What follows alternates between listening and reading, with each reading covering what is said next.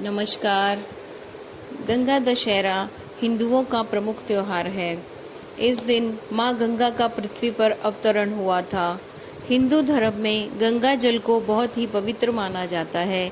किसी भी प्रकार के धर्म कार्य में गंगा जल का प्रयोग अनिवार्य है।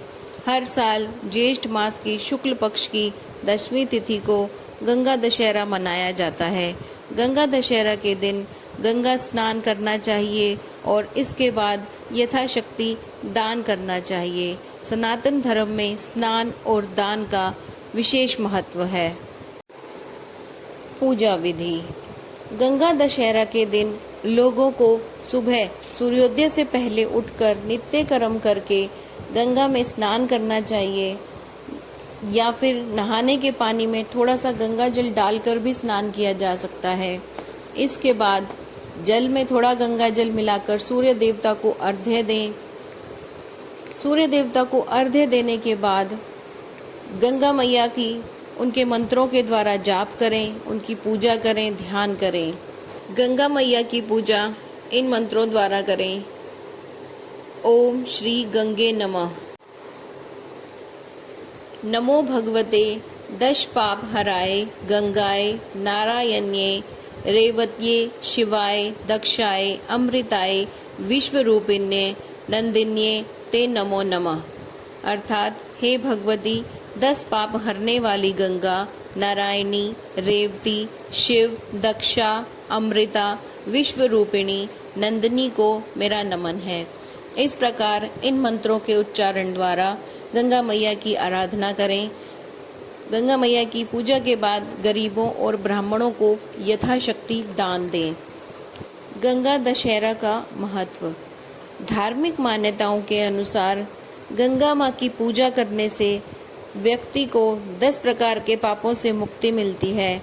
गंगा स्नान और ध्यान से मनुष्य काम, क्रोध, लोभ, मोह, मत्सर, ईर्ष्या, ब्रह्म हत्या, छल, कपट, परनिंदा जैसे पापों से मुक्त हो जाता है। गंगा मंत्रों का जाप करते हुए पूजा में प्रयोग की जाने वाली वस्तुओं की संख्या 10 होनी चाहिए, जैसे 10 फूल, 10 दिए, 10 प्रकार के फल, 10 पान के पत्ते, 10 बताशे आदि। माता की पूजा करने के बाद इस दिन दान किया जाता है। विशेष वस्तुएं दान की जाती हैं, जैसे सत्तू, मटका, हाथ का पंखा, फल आदि। ये सब दान करने से पूजा का दोगुना फल प्राप्त होता है। गंगा अवतरण की कथा।